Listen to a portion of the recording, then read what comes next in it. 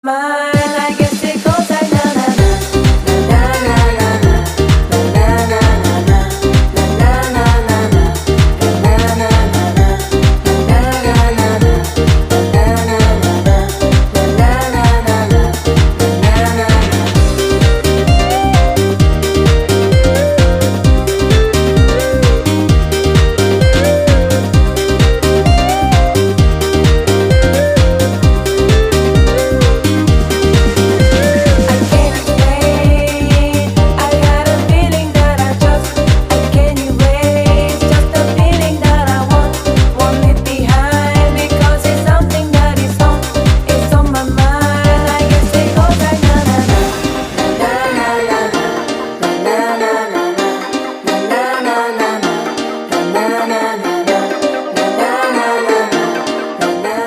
Assalamualaikum warahmatullahi wabarakatuh.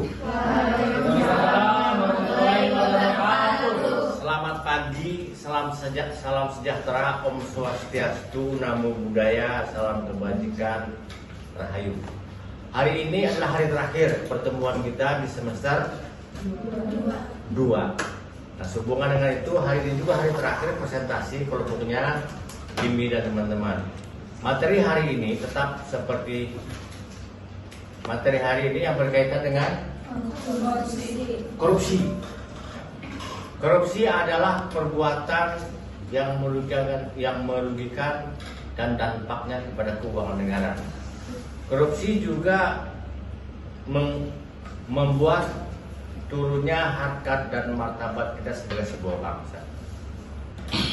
Banyak sekali hal-hal yang berkaitan dengan korupsi pada hari ini akan dikupas tuntas oleh kelompok yang terdiri dari Rizky, Nabila, Pasha, Vika, Dika, Dinda, Novi.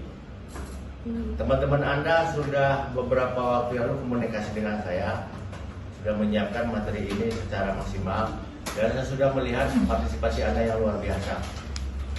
Oleh karenanya kita akan bedah tentang korupsi, pandangan-pandangan Anda ya tentang korupsi dalam versi mahasiswa. Silakan saja kita berdebat. Dunia akademisi dilindungi oleh undang-undang dan aturan-aturan yang berlaku. Ya, silakan saja, dan demikian saja informasi dari saya. Mohon maaf. Kembali kepada moderator. Wassalamualaikum warahmatullahi wabarakatuh. Om Swastiastu, Namo Buddhaya, salam kebajikan.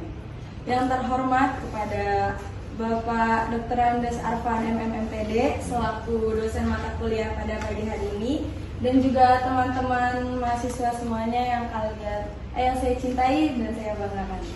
Semoga pagi hari ini kita diberikan kesehatan agar presentasi kami berjalan dengan lancar sampai selesai nanti. Amin. Topik yang kita bahas pada hari ini sesuai dengan tugas yang diberikan oleh dosen kita, yaitu mengenai korupsi.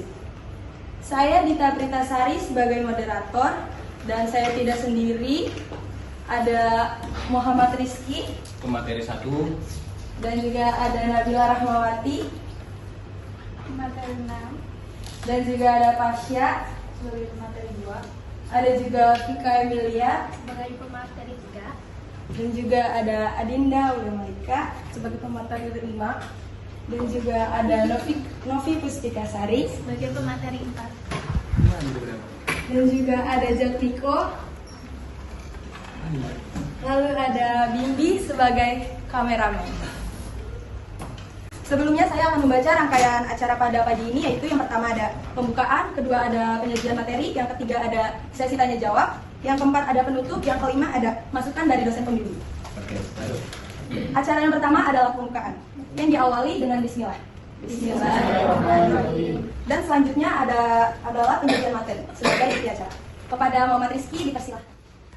Ya, di sini saya akan menjelaskan arti korupsi menurut Undang-Undang Pasal 31 tahun 1999. Korupsi dalam bahasa Latin adalah corruptus, yang dimana artinya buruk atau penyimpangan. Nah, korupsi adalah tindakan penyelewengan atas kesewenang-wenangan untuk kepentingan pribadi Jadi korupsi itu sendiri untuk memenuhi hasrat apa yang diinginkan oleh para pejabat dan petinggi. Cukup sekian dari saya. Wassalamualaikum warahmatullahi wabarakatuh. Waalaikumsalam warahmatullahi wabarakatuh. Korupsi menurut Undang-Undang Nomor 31 Tahun 1999, korupsi yang berkaitan dengan keuangan negara. Kasus korupsi pengolahan kondensat ilegal di kilang minyak di Tuban, Jawa Timur, 23 Mei 2009 sampai dengan 2 Desember 2009. Kerugian mencapai 2,7 miliar US dollar atau setara dengan 35 triliun. Kasus korupsi pengelolaan dana pensiun di PT Asabri tahun 2012 sampai dengan tahun 2019. Kerugian mencapai sebesar 22,78 triliun. Korupsi keuangan negara ini sangat berpengaruh terhadap negara karena bisa menimbulkan bentuk kerugian material negara, namun juga menimbulkan dampak terhadap kehidupan sosial masyarakat yang secara tidak langsung dapat dilihat. Korupsi suap yang berkaitan dengan suap menyuap. Korupsi suap menyuap yaitu suatu perbuatan curang atau tindakan pemberian uang atau pemberian hadiah yang dilakukan oleh pejabat pemerintah untuk melakukan tindakan melanggar sesuatu yang bertentangan dengan kewajibannya tersebut. Perbuatan suap menyuap dalam pengadilan ini termasuk dalam tindakan pidana. Menurut Undang-Undang Nomor 31 Tahun 1999, istilah perkara suap menyuap menurut KPK, uang konak Edi Nasution pada tahun 2016 dan divonis 5,5 tahun penjara karena menerima uang suap sebesar 150 juta dari pihak yang berperkara di PN Jakpus, yaitu Dodi Arianto Supeno sebagai PT Arta Pratama Hanura. Kacang pukul, istilah unik ini muncul dalam perkara korupsi Gubernur Riau Anas Makmur pada tahun 2014. Suap dari Gulat Menarung kepada Anas sebesar 2M itu dititipkan Gulat melalui ajudan Anas. Suap ini memanipulasi data. Ada korupsi yang berkaitan dengan penggelapan dalam jabatan. Penggelapan dalam jabatan sendiri dalam artian menyalahgunakan wewenang atau jabatan untuk kepentingan pribadi yang merugikan kepentingan umum. Dalam penggelapan dalam jabatan ini diatur pada pasal 374 KUHP, dan untuk hukuman penggelapan dalam jabatan masa hukumannya 1 tahun sampai 5 tahun.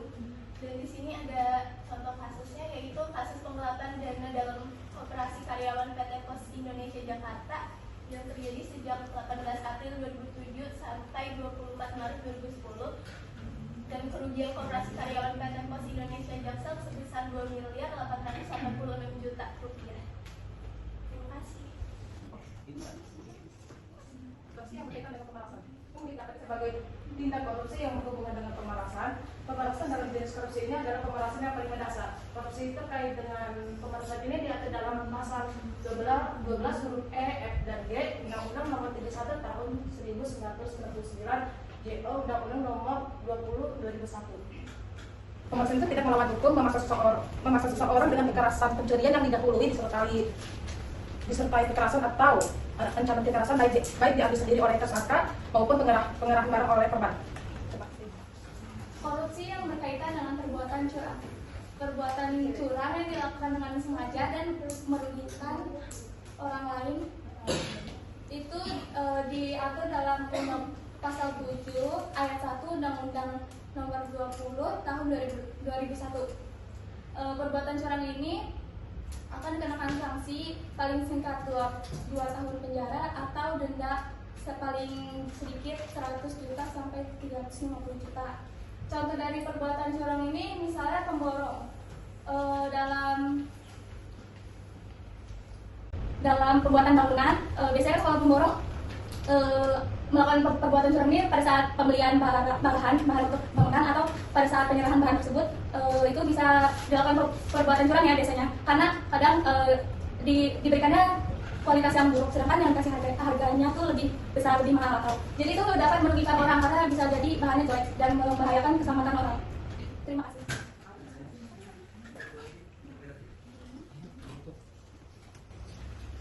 Oke, next. Korupsi yang berkaitan dengan benturan kepentingan dalam pengadaan. Setelah saya membaca, yang saya tangkap di sini itu dari kasus ini yang pakai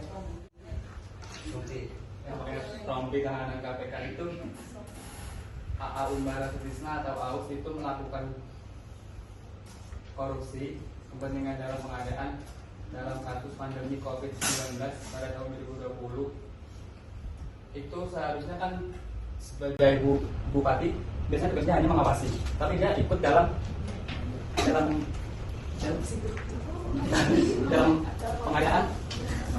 pengadaan barang COVID-19 pada tahun 2020. Ya, sekian dari saya. Korupsi yang berkaitan dengan gratifikasi. Gratifikasi di sini artinya adalah pemberian. Pemberian bisa jadi pemberian uang, pemberian barang, pemberian hadiah, atau pemberian suatu bangunan. Nah, salah satu contoh kasus korupsi yang berkaitan dengan gratifikasi adalah kasus suap mekarta yang terjadi di Indonesia. Dalam kasus ini adanya pemberian uang atau hadiah pada pejabat pemerintah untuk memperlancar proses perizinan dan pembangunan proyek tersebut. Praktik suap atau gratifikasi ini menjadi contoh nyata bagaimana perilaku korupsi dapat merugikan kepentingan masyarakat dan menghambat tata kelola pemerintahan yang baik. Terima kasih.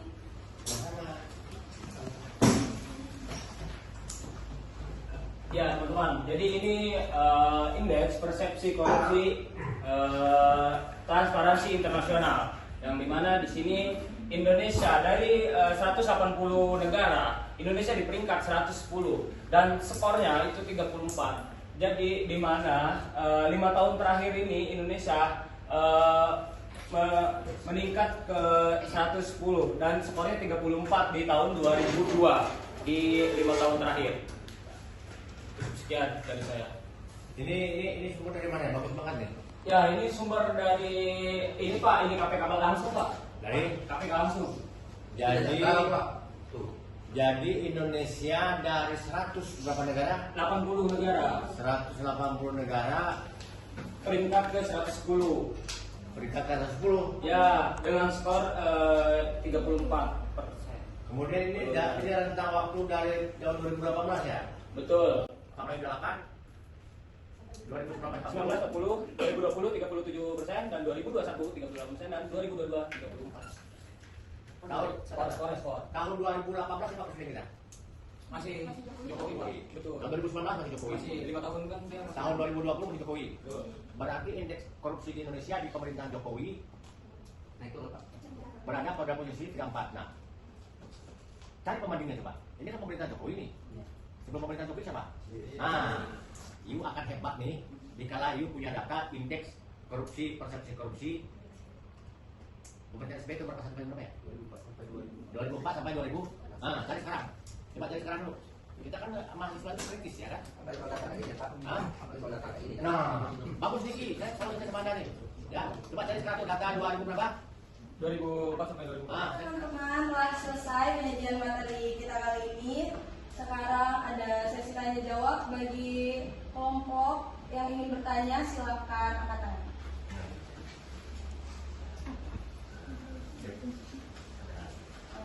Silakan bisa dipersilakan.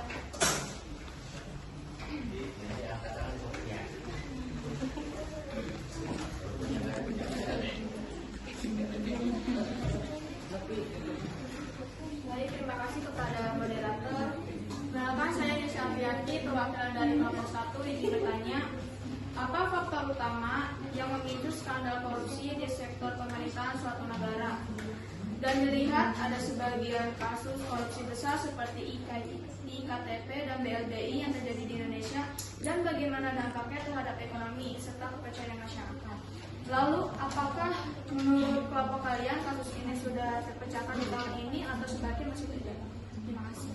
Terima kasih. Untuk Enti dipersilakan. Assalamualaikum warahmatullahi wabarakatuh. Waalaikumsalam warahmatullahi Saya ingin perkenalkan dari kelompok 2 ingin bertanya. Karena kelompok ini menyajikan tentang data-data, maka hari ini saya akan berbicara tentang data-data. Yang mana saya ambil dari data ICW. ICW itu adalah Indonesian Corporation World. Lembaga ini adalah lembaga yang independensi yang bersifat mengawasi, kemudian memberikan data-data pada masyarakat bahwasanya ini yang terjadi di Indonesia, ini yang terjadi tentang korupsi di Indonesia. Nah, hari ini data yang saya dapatkan bahwasanya dana BOS 49% atau 37 dari 75 kasus yang merugikan negara sebesar 1,6 triliun dan 20 kasus korupsi perguruan tinggi oleh APH telah merugikan negara 789,9 miliar.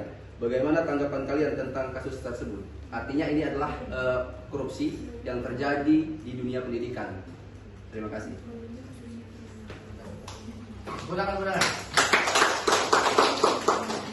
Bagaimana kelompok? Apakah sudah memahami dengan jelas pertanyaan yang diajukan?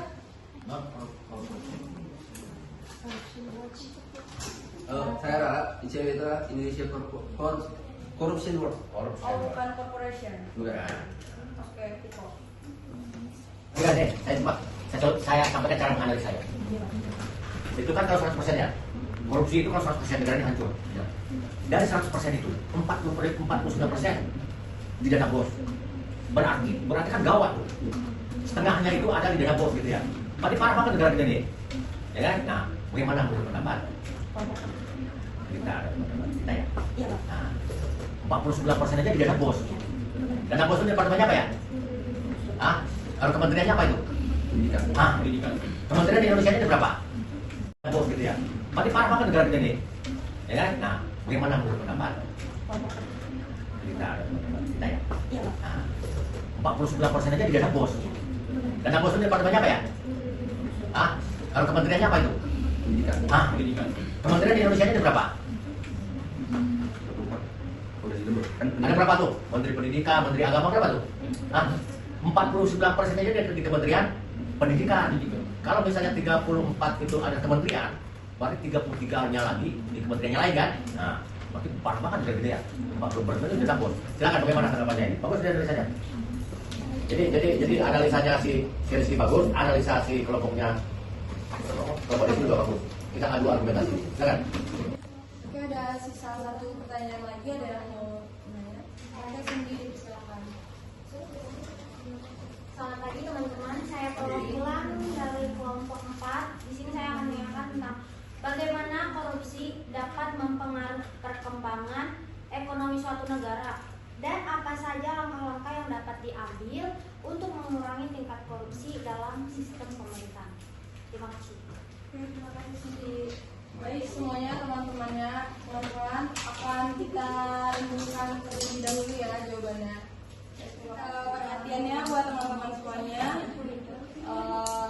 Kita balik lagi ya ke pertanyaan dari kelompok 1, kelompok Nisa. Buat Novi Puspita Sari, dipersilakan untuk menjawab pertanyaan Nisa.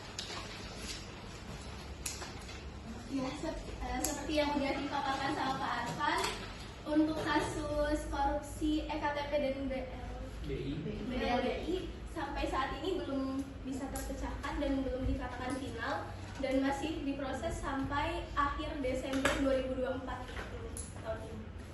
Terima kasih. Apakah bisa dipahami? Ya, Pak. Sebentar, ya, tahun 2024. Iya, akhir Desember akhir 2024. Kan BLBI, EKTP kan Pak Arfan tadi jelasin BLBI, tim yang dibentuk oleh Jokowi itu ada tim yang mengawasi BLBI, Diminta pertanggungjawabannya. Tapi proses hukumnya nggak belum tuntas. Iya, belum dikatakan final. belum dikatakan final. Oke, Assalamualaikum warahmatullahi wabarakatuh. Jadi begini, pertanyaan daripada Nisa ini adalah kasus BLBI dan EKTP ini saya ambil dari secara garis besar ya, bahwasanya apakah kasus dari BLBI ini dan elektronik KTP ini akan terus berlangsung setiap tahun. Jadi kan seperti itu. Nah, kita bedah saja bahwa BLBI adalah kasus tahun 97 di mana pada saat itu Indonesia ini tidak sedang baik-baik saja gitu. Bahwasanya pemerintah memberikan suntikan dana kepada BUMN dan swasta. Nah, di situ terjadi korupsi. Bahwasanya suntikan dana ini diambil oleh beberapa oknum-oknum kan, dan saat ini sudah dijadikan tersangka itu untuk BLBI. Kemudian saking BLBI ini untuk adalah besar dananya Pak ya, rumit. Kemudian dibentuklah oleh pemerintahan yang sekarang di era Jokowi, dibentuk yang namanya satu tim yang kemudian pertanggungjawabannya itu akan dipertanyakan pada Desember 2024. Artinya kasus BLBI ini setiap tahun selama ini belum final ingkrah yang dikatakan Pak Arfan tadi belum sampai kejaksaan, maka itu akan terus sampai pada titik ingkrah. Artinya mau itu tahun 2024, tahun 2025, selama ini masih belum ada titik temu dan titik terang, itu akan terus diusut gitu kan.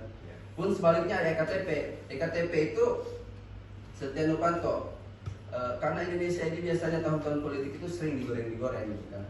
Kalau kita berbicara tentang EKTP itu orang-orang elit yang bermain di sana kan. Artinya pun EKTP pun saya rasa dan saya tanggapan gimana ya? Saya melihat EKTP akan terus dibahas setiap tahun pun. Setiap tahun akan selalu dibahas terus berjalan selama itu belum ingkrah sampai di Mahkamah Agung yang dikatakan oleh Pak Arfan. Oke, saya kira sekian. Terima kasih. Terima kasih untuk Mas Hengki telah merangkum semua jawabannya. Pertanyaan kedua oleh Hengki dan dijawab oleh Bella. Mas Rizky. Untuk Mas Rizky dipersilakan.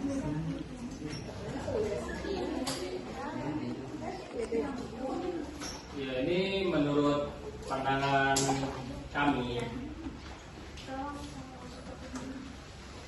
Ya, jadi diperlukannya transparansi dalam penggunaan dana BOS atau penyaluran dana BOS terhadap dunia pendidikan. Adanya transparansi dan akuntabilitas, dan masyarakat pun harus tahu tentang pemberian tersebut agar berperan, agar tidak terjadinya penipuan atau tindak pidana korupsi. Jadi harus adanya pengawasan yang penting terhadap sikap pemberian dana BOS tersebut, dan pemerintah pun harus benar-benar efektif dalam memberikan dana tersebut, dan harus transparansi dana biaya tersebut dan publik terhadap masyarakat. Itu dari saya. Transparansi Pak ya? Betul. Ini apa data-data itu keluarkan gitu. Betul. Ya, tadi saya sudah jelaskan transparansi kepada publik harus ada. Jadi biar dana tersebut tidak disalahgunakan oleh pihak yang tidak bertanggung jawab. Itu. Bang? Ya, betul. Sorry, sini. Ya, transparansi dari. Iya, betul. Itu kan tadi saya jelaskan harus bertransparansi, harus. Ya. Dan pertanyaan tadi kan tadi belum. Ya, makanya itu saya jabarkan tadi seperti itu. Harus adanya, gitu, seperti itu. Bagaimana? Hah? Bisa. Atau ada tambahan? Atau buat teman-temannya yang Jelas, kurang seperti itu paham, kan jelas. Jadi kalau kurang paham dari tanya. Mas Hengki, sabar. Kalau teman-temannya ada yang ingin sanggah atau ingin menambahkan, boleh silakan ya. Bagaimana kayaknya apakah sudah sesuai dengan jawabannya? Sudah. Terima kasih. Ada yang ingin ditambahkan? Oke, kita tutup untuk pertanyaan kedua dan dilanjut untuk pertanyaan ketiga. Kepada Dinda dipersilakan untuk menjawab pertanyaan. Untuk sendiri pertanyaan kan bagaimana korupsi dapat mempengaruhi perkembangan ekonomi suatu negara, dan apa saja langkah-langkah yang dapat diambil untuk mengurangi tingkat korupsi dalam sistem pemerintahan. Jawabannya korupsi dapat memiliki dampak signifikan pada perkembangan ekonomi suatu negara. Jika ada beberapa cara korupsi dapat mempengaruhi ekonomi. 1. Menghambat investasi. 2. Distorsi dalam pembangunan ekonomi. 3. Mengakibatkan ketidaksetaraan ekonomi. 4. Menghambat pertumbuhan ekonomi. Terus yang langkah-langkah yang dapat diambil untuk mengurangi tingkat korupsi dalam sistem pemerintahan melibatkan berbagai bidang, termasuk 1. Menguatkan sistem hukum dan penegakan hukum. 2. Transparansi dan akuntabilitas. Terus 3. Pendidikan dan pelatihan. Terus 4, pemberantasan gratifikasi. 5, partisipasi masyarakat. 6, reformasi birokrasi. 7, sanksi yang pedas. Gimana? Udah paham? Demikian jawaban dari kelompok kami. Apabila ingin ada tambahan atau sanggahan, silakan Ini paham. dijawab saja. Nah, ini pada sini atau ada teman-teman yang mau pendapat? Ya, atau ada teman-teman yang ingin menambah atau ingin menambahkan, Ya. silakan. Iya, Mas Hengki. Silakan. Kalau menurut saya, Iya. jawaban dari Adinda Malika tadi itu tidak menjawab. Karena apa? Kenapa tidak menjawab? Yang pertama, pertanyaan dari Cindy ini kan adalah bagaimana korupsi dapat mempengaruhi perkembangan ekonomi Dan apa saja langkah? dan apa saja langkah-langkahnya itu kan.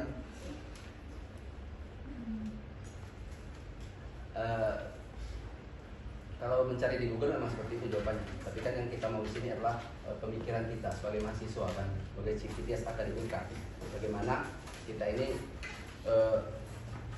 tergerak gitu untuk merubah negara ini kan. Bagaimana korupsi dapat mempengaruhi perkembangan ekonomi suatu negara? Kalau korupsi itu selalu terjadi, bagaimana negara ini berkembang kan? Data konkret gitu yang mempengaruhi ekonomi, mempengaruhi ekonomi negara yang dilakukan terhadap korupsi. Jadi ketika itu korupsi itu terjadi, apa sih yang terdampak untuk kita? Kemudian langkah apa yang langkah konkret apa kita sebagai mahasiswa untuk menanggulangi korupsi tersebut agar tidak mempengaruhi ekonomi kita, seperti itu. Nah, dan langkah-langkah jawaban yang diberikan tadi itu langkah-langkah yang menurut saya itu secara secara terlalu luas sehingga kita tidak bisa menyimpulkan itu. Saya mau dari aktivitas kita, dari kita sebagai mahasiswa, gimana sih cara menanggulangi itu? Berarti dari Mas Hengki bukan mengulangi bukan mengulangi pertanyaan dari Cindy, tapi Enggak, itu bukan dari sini. Karena kan menambahkan pertanyaan dari Cindy. Ya. Dengan menambahkan yang konkret itu. Karena bagi saya jawaban tadi belum konkret. Karena dia tidak bicara data, tidak bicara kasus, gitu kan. Dia hanya bicara secara luas, secara global. Apa? Jawabannya tadi.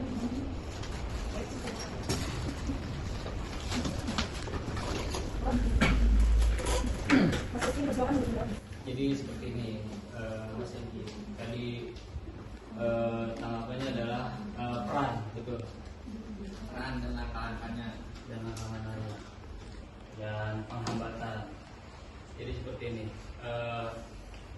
Di dalam korupsi itu kenapa adanya penghambatan di dalam suatu perekonomian? Ya, contohnya kita kan dari tadi Mas Eki bilang indeks kita 110. Ya, bagaimana mungkin untuk menghambat perekonomian tersebut? Ya, contohnya negara lain seandainya investasi, mereka ragu akan perekonomian kita karena ya yang tadi dijelaskan dari 180 sampai 110 kita di 110 dari 180 negara. Nah, itu ada keraguan dari pihak negara lain akan investasi. Takutnya saluran dana investasi mereka itu dikorupsi, itu yang mereka takutkan. Contoh Investasi. ya, investasi kayak yang di Wiki ya. Contoh investasi sekarang Hambalan.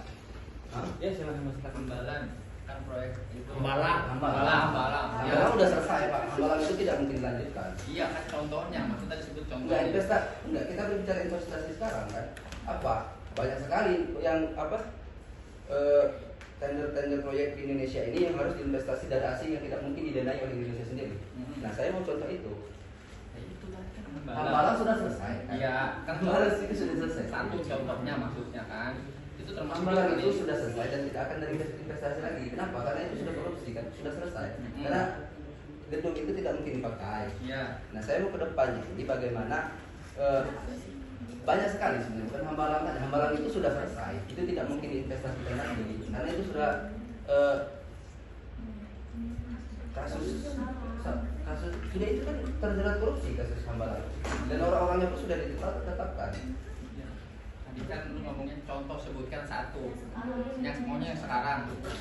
Iya, yang ke depan ini karena korupsi maka investasi itu kan yang disebutkan Rizky itu kan ketika korupsi ini sering terjadi di Indonesia, indeks kita ini buruk, investasi asing pun akan segan gitu kan, akan merasa wah ini tidak baik begitu berinvestasi di Indonesia karena orang-orangnya termarkup dengan korupsi kan. Nah kalau kita ambil contoh Hambalang itu sudah selesai, itu bukan contoh.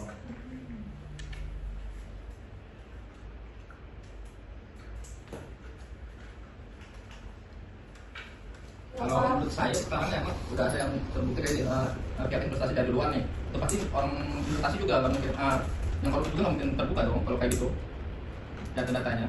Kayak data pemerintah aja lah yang kayak dekat semalam itu data pemerintah mungkin kayak militer nggak mungkin terbuka dong. Itu tentang pertahanan. Jadi yang di sama saya tadi kan itu sudah jelaskan. Ketika Indonesia ini mendapatkan ranking yang buruk, di ranking Indonesia ini artinya banyak korupsi, maka investasi itu ketika dia datang ke Indonesia ada pergerakan ekonomi. Investasi itu pergerakan ekonomi kita kan. Nah, ketika investasi ini akan masuk, melihat banyak korupsi di Indonesia, dia akan tergerak. Saya contoh, belum misalnya ya, kamu, Anda, saya ini mempunyai negara, saya akan membangun sebuah ibu kota baru misalnya. IKN lah kita katakan, IKN. Kemudian orang-orang ini rawan akan korupsi. Mungkin Anda sebagai yang punya perusahaan akan berpikir 2 kali untuk berinvestasi kan di IKN, karena orang-orang itu rawan akan korupsi.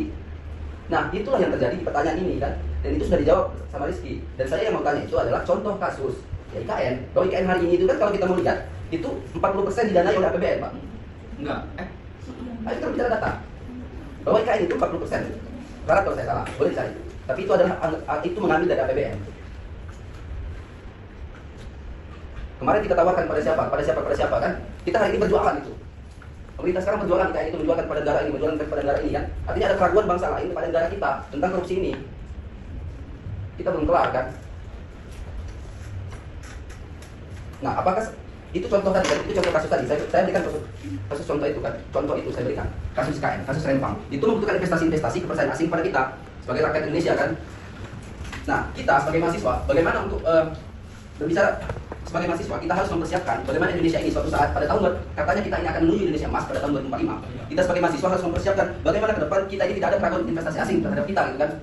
Nah itu yang saya mau, bukti-bukti konkret, bukan bukti-bukti yang kita cari di Google, bukan bukti-bukti yang kita cari searching di laman-laman pencarian kita di dunia maya gitu kan. Saya ingin teman-teman berpikir bagaimana kita sebagai mahasiswa ini mampu untuk mewujudkan yang namanya Indonesia anti korupsi. Kalau kita berbicara korupsi hari ini teman-teman, tidak ada yang namanya kalau setiap pertemuan atau kampanye korupsi yang terjadi kepada kita diri sendiri gitu kan. Sepanjang tahun 2023, adakah teman-teman misalnya menyuarakan anti korupsi? Tidak ada kan? Bahkan di kelas ini kalau kita lihat Datmiko menyuarakan golput, padahal kita adalah mahasiswa. Itu sebenarnya tidak sah dan tidak relevan teman-teman. Kita sebagai mahasiswa adalah garda terdepan untuk memberantas anti korupsi ini. Harus tergerak dari diri kita. Jangan kita berbicara tentang korupsi negara ini kalau kita tidak mulai dari diri kita sendiri. Bahwasanya korupsi ini ada tanggung jawab kita bersama kan. Nah kita cari di langkah-langkahnya. Makanya saya menarik sekali ketika pertanyaan ini saya jawabkan pertanyaan saya beri itu ruang untuk pertanyaan ini dijawab dan kita kupas secara matang-matang untuk menjadarkan diri kita dan negara kita ini kan tentang korupsi ini. Baik. Saya kasih contoh tentang IKN ini tadi kan. Bahwa IKN ini adalah salah satu bentuk kemajuan ekonomi kita. Harapannya kan itu IKN ini. Kita memindahkan ibu kota negara, kemudian suatu saat negara ini berkembang.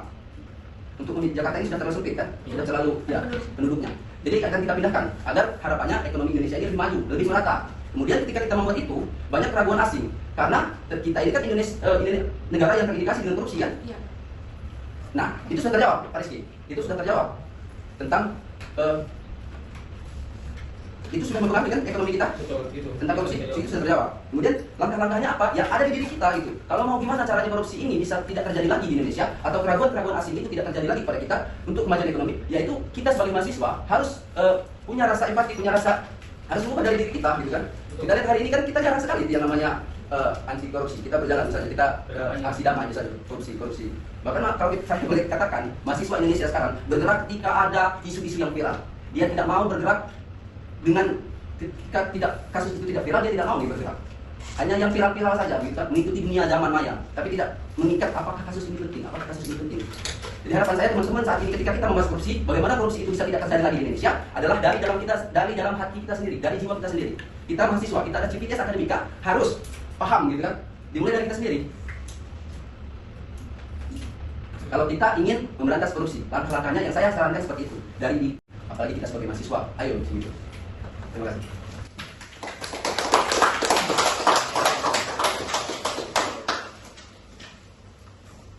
Terima kasih Mas Hengki untuk membantu menjawab pertanyaan dan lebih lengkap. Terima kasih untuk Mas Hakim juga telah menambahkan dan akan dilanjutkan lagi oleh pertanyaan selanjutnya tentang indeks. Untuk Mas Hakim dipersilakan. Indeks 2004 sampai 2009.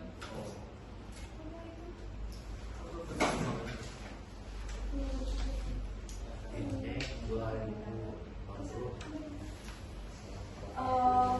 Ini mau dipertunjukkan gambarannya, bisa kalian buka di grup ya. Kalau 2022 indeks kita 34 ya. Kalau 2023 indeksnya berapa? Punya Rizky tadi 24. 2023 berapa nih? Belum ada. 2022 ini 2022. Berarti sama dengan ini dong? Iya, Betul. sama Pak. Enggak, coba lihat itu yang dari KPK. Ini kan beda sumbernya ya. Ini kan dari Iya, dari sumber. Corruption Perception Index Indonesia. Tadi dari KPK langsung kan? Ini KPK 34 juga ya? Sama 34. Sama 34. Tapi ini 34 dari berapa negara nih? Jadi bisa tuh gimana? Pandemi oh ya. Berarti korupsi kita itu tertinggi di 2019 berarti ya? Berarti korupsi terendah atau berapa tuh terendah? 19 Itu pemerintah siapa tuh? Ini 2019, ini datanya sama Pak, sama yang ini. Sama. Betul. Berarti di zaman Jokowi dari 2019 40 sampai 40 33 34. Berarti pada rank 2014 34. Berarti ranknya ini 34 sampai 40 ya. Terendahnya 34, tertingginya 40. Itu zaman Jokowi dan SBY. Zaman SBY berapa? SBY mulai itu berapa? 2004 ya? 2004 20 sampai 2014. 2004 sampai 2014. Itu paling tinggi Pak 2014. 2004 sampai 2014. 2004 20. 2014 bukan kita masuk Jokowi. Oh berarti 2014 berarti 20 sampai 34. Ini 34 sampai 40 pandemi. Nah, oke ya. Jadi hari ini saya banyak mendapat pengalaman cara belajar yang benar.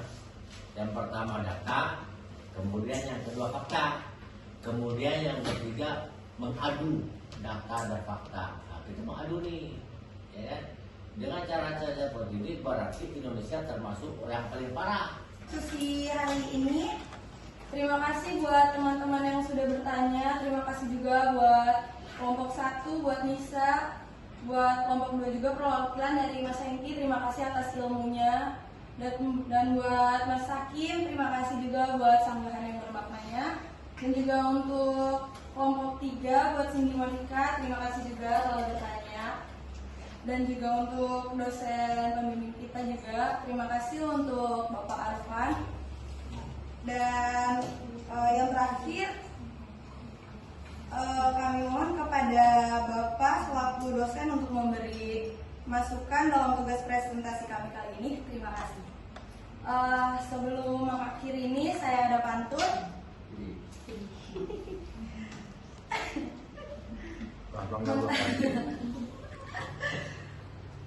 Mentari senja telah tenggelam. Amin. Baca. Ulang Ulang ya. Mentari senja telah tenggelam. Cakep. Hujan turun mulai terjatuh. Kututup presentasi ini dengan salam. Wassalamualaikum warahmatullahi wabarakatuh. Terima kasih kepada kita, Novi, Ika, Pasha, Nabila, Rizky, dan Diko. Terima kasih. Kameramen tidak selamat. Terima kasih kepada kelompok 1, kelompok 2. Banyak perubahan yang saya lihat.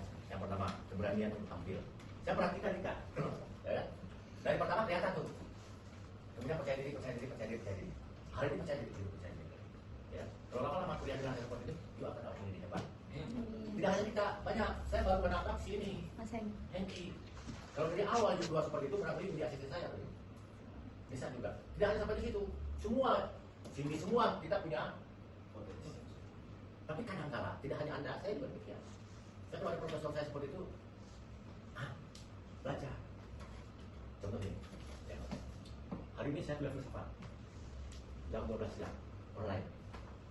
Malam di meja itu ada 5 buku filsafat. Ya kan? Untuk apa? Karena dikala saya ngomong nanti, saya akan mendapat masukan dari profesor saya dong. Ya kan? Karena saya berargumen kan? Nah, jadi kepada Anda semua, kalau mau lebih cepat, besok kuliahnya besok apa nih? Manajemen sumber daya manusia misalnya ya. Malah buka dulu bukunya. Minimal kita punya footnote catatan yang harus kita pertanyakan atau kita bertanya. Dosen itu nggak semuanya tahu kok. Tentunya hari ini, tentu tadi, ya. Kalau misalnya saya sedang bikin jurnal tentang korupsi, data ini butuh banget buat saya, karena menyangkut tentang. Ya. Tapi data itu banyak juga yang tidak valid gitu ya. Tapi carilah sumber-sumber yang bagaimana cara mencari sumbernya? Dan saya katakan mencari sumber data yang valid itu jurnal, ya kan? Jurnalnya yang berkisah satu, itu kisah tidak. Belum ya, nggak apa-apa. Pokoknya sama kisah satu saya juga nggak tahu juga kisah itu apa ya. Sekarang ya, kisah 1, 2, 3, 4. Kemudian jurnalnya mana? Ya kan? Ada nasional, ada. Kalau saya bikin disertasi, jurnalnya internasional. Makanya saya kadang-kadang berpikir semakin cerdas saya ketemu mahasiswa, karena saya diberikan data-data yang bagus gitu loh. Ya kan? Saya juga semakin cerdas ketemu mahasiswa, karena mahasiswa itu memberikan informasi-informasi yang sesungguhnya itu saya butuhkan gitu loh. Ya, saya sebenarnya Sugeng ini beda ekor. Ya kan? Di mana-mana untuk polisi itu ikonnya polisi itu beliau nih, si Sugeng ini. Polisi jujur. Sugeng ini kalau kita pergi ke kantornya Kapolri ada foto beliau. Kemarin pun debat capres jangan ya. Kan debat capres berikutnya ikuti ya. Rugi yang ikuti juga. Fungsi yang pertama adalah, yang kedua atau apa? Yang ketiga adalah maksud saya jangan korupsi. Saya mendidik Anda untuk tidak golput. Jangan ya, Pak, itu nggak boleh golput. Oke, itu saja statement saya cukup panjang dan waktu kita sudah melebihi daripada jam kuliah. Kemudian saya tunggu presentasi video berikutnya sama kampanye. Ya, nanti saat ini saya wawancarai semua, akan saya wawancarai. Bisa kan nggak, bisa kan nggak, sebelum nilai keluar. Sebelum nilai keluar, saya telepon, yuk bisa kan nggak? Kalau nggak bisa apa, saya tunda nilainya. Terima kasih banyak. Wassalamualaikum warahmatullahi wabarakatuh.